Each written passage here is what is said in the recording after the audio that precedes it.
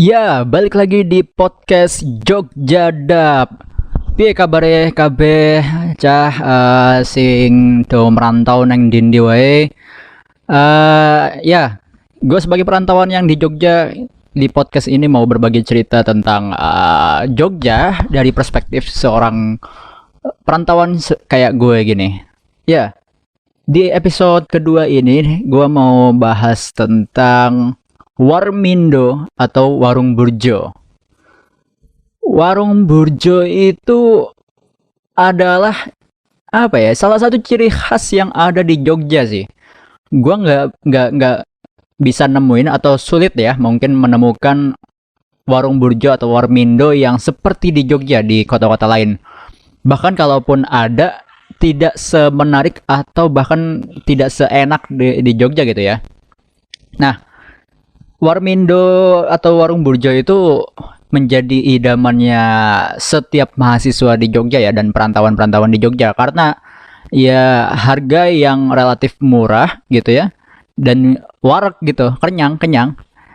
Karena masih banyak beberapa burjo yang menjual nasi telur itu harga 7.000. Tapi memang hari-hari ini udah susah ya buat nyari warung burjo yang dengan nasi telur 7.000 atau bahkan ada yang 6.000 gitu. Itu udah susah banget sih. Sekarang rata-rata kalau nasi telur itu 8.000 atau ya sekitaran segitu lah, 8.000 ya, 9.000. Dan kalau plus es teh kadang 10.000 gitu. Nah, yang menariknya juga kalau dulu zaman gua SMP di sini ya, warung burjo tuh nggak ada yang mewah-mewah, coy. Tapi sekarang ini warung burjo itu udah kayak kafe hitungannya udah berkelas gitu, udah banyak apa warung burjo tuh yang apa jualannya mahal kayak apa ya, burjo Borneo salah satunya. Itu yang udah burjo yang kafe banget itu. Di situ lu bisa nemuin berbagai macam rasa Indomie yang lu pengen dan juga olahan-olahan masakan yang berbeda gitu daripada burjo-burjo yang lain. Nah, ya memang burjo itu banyak variannya sekarang ya warung burjo. Tadi ada yang mahal, ada yang murah juga. Mungkin di beberapa apa ya burjo itu kayak menyesuaikan juga sebetulnya daerah kampusnya sih. Tapi juga nggak gitu juga sih karena di daerah UIN juga ada burjo Borneo yang agak mahal gitu levelnya. Jadi kalau dulu sih memang itu menyesuaikan dengan wilayah di mana burjo itu ada ya. Kalau mungkin dulu di sekitaran UIN itu burjo itu pasti murah-murah deh. Nah sekarang sekitaran UIN udah juga banyak kafe kok. Jadi apa ya kelasnya tuh udah nyampur gitu lah untuk strata burjo itu.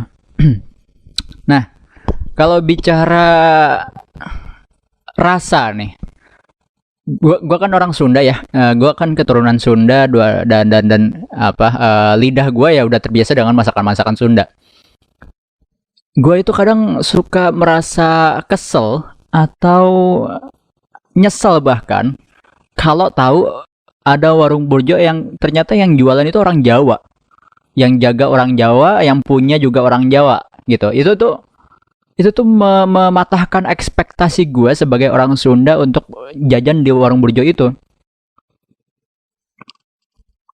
Jadi uh, menurut gue ya, ini pandangan gue sebagai penikmat burjo. Kalau orang Jawa dan penjaganya Jawa pengen buka warung burjo, kalau bisa jangan dinamain warung burjo deh, apa kayak namainnya yang lain gitu, warung kopi apa, warung kopi biasa gitu kan, nggak usah dinamain Warmindo gitu, terus pakai brandingannya tuh sama gitu, warnanya warna Indomie banget. Menurut gua jangan deh, jangan begitu deh, apa lu cari brandingan yang lain gitu, karena di dalam setiap otak manusia di Jogja, warung burjo itu udah pasti orang Sunda yang jualan a teteh-teteh ya kan. Kita kan pasti selalu dong apa setiap datang ke burjo nasi goreng nasi telur gitu, magelangan gitu kan, pasti nah kadang gue suka kesel tuh ketika datang ke burjo terus gue panggil apa gue kadang-kadang kalau ke warung burjo ya sukanya plus aja, suka pakai bahasa Sunda gitu kan, Magelangan hiji gitu. Terus ketika dia nggak ngerti bahasa gua dan ternyata dia orang Jawa, aduh dari situ gua ngerasa, aduh ini nanti gimana ya masakannya. Ya udahlah, biasanya sih gue nggak pernah ninggalin sih. Memang ya udah, gue namanya juga orang lapar ya kan. Ya udahlah, kita lihat aja ekspektasi rasanya yang dia bikin. Tapi rata-rata kalau ya mohon maaf banget ini, kalau orang Jawa yang masak pasti beda rasanya. Bumbu yang dia racik itu beda dengan orang Sunda. Orang Sunda itu terkenal dengan bumbu yang kuat di asinnya. Jadi kuat banget di rasa asinnya tuh orang Sunda. Jadi nggak tahu ya apakah orang Sunda itu pecinta garam atau gimana. Tapi biasanya rata-rata kuat di asinnya, dan juga sambelnya biasa agak lebih pedas tapi nggak sepedas orang Jawa Timur. Ini beda ya. Jadi orang Jawa yang gue maksud di sini mungkin rata-rata orang Jogja atau orang Jawa Tengah gitu yang jualan. Jadi dalam hal rasa itu buat gue yang lidah Sunda itu kurang nendang gitu. Ya itu ngeselin banget ketika gue datang ke Burjo itu, terus gue panggil AA dan ternyata dia medok ya kan. Wah, ini gimana itu kan.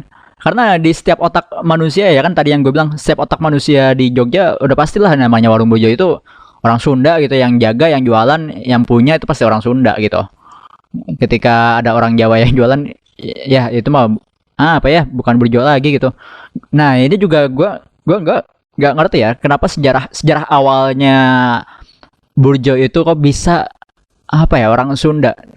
Memang sih kan awalnya memang mereka itu jualan bubur kacang ijo ya, jualan bubur kacang ijo, dan orang-orang Kuningan Jawa Barat ya, sebelahnya Cirebon, sebelahnya Majalengka, itu terkenal memang kalau bikin bubur kacang hijau itu enak gitu, mau dimanapun gitu ya. Bahkan ketika gue di Jakarta, pasti abang-abang yang lewat di depan rumah itu yang jualan bubur kacang hijau pasti orang Kuningan, dan itu pasti enak bubur kacang hijaunya dibandingkan dengan orang-orang lain gitu. Nah itu salah satu ciri khas yang dimiliki oleh orang Kuningan, karena bikin burjonya tuh pasti enak gitu. Nah menurut artikel di Mojok ya, gue baca di artikel mojok.co, warung burjo pertama itu ada di Jalan Tunjung, namanya Burjo Murni. Tapi gue juga nggak tahu ya apakah benar-benar itu pertama kalinya burjo tuh di situ atau enggak gitu. Tapi menurut yang gue baca sih di situ. Dan Burjo Murni yang di Jalan Tunjung itu udah legend banget. Yang menarik dari Burjo Murni itu ya, dia nggak jualan nasi sama sekali, blas. Ini gokil sih, nggak ada burjo-burjo lain itu seunik Burjo Murni, bener-bener murni gitu loh. Dia jualan burjo dan Indomie, udah nggak ada yang lain lagi. Bahkan dia nggak jualan minuman yang macem-macem, nggak ada, dia nggak jualan minuman yang macem-macem. Minumannya cuma jeruk sama teh putih, udah 3 doang, ya kan? Dan ya, jualan dia cuma burjo, ketan hitam, Indomie. Nah Indomie juga cuman 3 doang kan, Indomie goreng, soto, sama bawang. Terus sama gorengan. Nah ngomong-ngomong gorengan, di Burjo Murni itu enak banget, serius gorengannya. Itu kalau lu datang ke situ gorengannya tuh enak banget, dan selalu entah kenapa ya, selalu ketika lu ngambil itu selalu kondisinya tuh hangat gitu. Jadi selalu diupdate gorengan di Burjo Murni. Jadi ya itu adalah burjo yang legend. Dia tidak menjual nasi sama sekali. Gue beberapa kali ke sana tuh pengen makan Magelangan tapi nggak ada gitu. Nggak jualan nasi. Pengen mesen nasi telur nggak ada juga. Nggak ada. Kalau lu mau pengen telur ya di Indomie. Gitu. Dia ya itu adalah burjo yang unik lah gitu. Tapi ramai banget loh si Burjo Murni ini. Bahkan mungkin orang-orang dari jauh juga banyak yang datang ke situ kali ya, ke Burjo Murni, karena saking legendnya, saking uniknya itu burjo gitu. Nah terus kalau bicara rasa, tadi selain orang Kuningan jago bikin bubur kacang ijonya yang enak banget dibandingkan dengan orang-orang lain gitu ya, nggak tahu kenapa, apakah mungkin mereka punya resep rahasia atau enggak gitu. Nah kalau lu pengen tahu warung burjo yang enak itu kayak gimana, menurut gua nih ya, menurut gua warung burjo yang enak itu bisa dirasakan dari magelangannya, coy. Beneran. Jadi beneran, Magelangan itu menentukan ini warung burjo masakannya enak apa enggak. Nah, sejauh ini eh warung burjo yang Magelangannya enak itu burjo gejos. Mau di gejos yang di mana Baciro atau gejos yang di dekat UIN, itu Magelangannya tuh enak. Bener. Nah, itu menunjukkan bahwa masakan-masakannya yang lain dia pasti enak gitu. Udah barang tentu gitu. Karena ada ya burjo yang bikin Magelangan tuh ada yang nggak enak. Nggak enaknya tuh misalkan apa? Satu, Indominya kematangan, coy. Si mie-nya dimasak kematangan. Jadi menurut gue ya, gue pernah nyobain juga bikin Magelangan meskipun tidak seenak seenak di burjo. Jadi menurut gue si Indomie gorengnya itu, nah ini harus pakai Indomie goreng, coy. Nggak bisa pakai Indomie ayam bawang. Jadi si Indomie gorengnya itu dimasak setengah mateng. Karena apa? Ketika lu masak setengah mateng, direbus setengah mateng, ya kan nanti kan digoreng lagi jadi mateng kan? Ya itu intinya. Nah, banyak AA di sana nggak jago bikin Magelangan yang enak tuh gara-gara Indominya kematangan, coy. Jadi ketika lu masak bareng nasi digoreng itu jadi benyek banget gitu. Jadi nggak enak gitu. Satu itu yang bikin nggak enak. Terus yang kedua adalah lu nggak masukin bumbu Indominya ke nasi yang lu goreng, si Magelangannya kagak dimasukin. Jadi cuman pakai menggunakan apa namanya bumbu nasi goreng biasa aja. Justru tingkat keenakannya itu tuh ada di bumbu Indominya. Ketika lu masukin bumbu Indomie goreng ke dalam nasi Magelangan yang lu olah dan juga bumbu nasi goreng yang biasa, itu akan nikmatnya luar biasa. Ya kan? Nah, eh dan itu satu. Terus yang berikutnya lagi yang menunjukkan Magelangan itu nggak enak adalah ternyata bukan Indomie goreng yang dimasak. Itu ternyata adalah mie yang lain, mie apa ya namanya? Mie kuning gitu loh, yang kayak mie burung dara kayak gitu-gitu. Itu yang dipakai. Nah, gua kadang menemukan ada beberapa burjo yang menggunakan itu. Si Magelangannya tidak menggunakan Indomie. Aduh, kacau banget dah itu. Padahal letak keenakannya tuh di situ. Dan beberapa warung burjo bahkan yang jualannya orang Sunda itu tidak menggunakan Indomie goreng di Magelangannya. Dia menggunakan mie yang lain gitu, bukan yang merek Indomie ya. Mie kuning biasa gitu. Itu yang bikin gak enak. Jadi kan rasanya ya nasi goreng biasa campur mie gitu kan. Jadi kurang kurang mantap nih. Nah, yang paling nyesel adalah apalagi kalau orang Jawa. balik lagi apalagi kalau orang Jawa yang jualannya ketika dia masak Magelangan udah pasti kayak Magelangan yang ada di mana eh mie dok aduh kalau bahasa Jakarta kan mie dok ya apa sih di sini namanya bakmi Jowo bakmi Jowo ya kan. Ya Magelangan yang ada di bakmi Jowo kalau burjonya orang Jawa itu pasti kayak gitu rasanya. Nah, gua pernah nemu tuh di satu burjo di UIN, meskipun gorengannya tuh enak banget itu ya. Gorengan orang Jawa tuh ada ciri khasnya gitu. Gorengan orang Jawa tuh biasanya pakai ini, dia bumbunya tuh agak lebih kuning sama ada daun bawangnya gitu. Agak berbeda dengan gorengannya orang Sunda. Nah, ya semi-semi ke mendoan gitu. Nah, gorengannya orang Jawa itu yang ada satu burjo di dekat UIN yang udah modelnya udah kayak kafe gitu, dekat rel. Kalau mungkin beberapa orang udah tahu. Nah, itu gorengannya enak banget, tapi kemarin gue nyobain di sana Magelangannya aduh, kurang mantep gitu. Ya Magelangannya karena dia ngolahnya ya seperti mie dok yang di luar sana di bakmi Jawaan gitu kan. Jadi menurut gue ya balik lagi menurut gue warung burjo yang enak adalah yang olahan Magelangannya tuh enak. Tadi ya. Jadi yang menentukan Magelangan tuh enak itu adalah dia menggunakan Indomie goreng terus sama pakai bumbu Indominya jangan lupa gitu. Dan juga jangan sampai si mie-nya direbus kematangan, direbus setengah matang kalau bisa gitu. Nah itu yang menentukan sebuah magelangan enak atau enggak. Jadi burjo yang enak, kalau magelangannya enak, udah pasti semua masakannya dia pasti dijamin enak deh. Percaya sama gua. Nah, itu bicara terkait dengan burjo. Nah, sekarang ini ya, sekarang rata-rata warung burjo itu udah nggak nerima kasbon lagi loh. Ya, rata-rata udah nggak nerima kasbon lagi, udah nggak nerima utangan lagi. Pasti tiap gue ke burjo kayak ada tulisan no kasbon, no bond gitu kan. Gak tahu kenapa ya. Mungkin karena udah capek sering diutangin ya. Tapi lu bisa kok masih bisa ngutang di warung burjo dengan cara ini cara gue nih.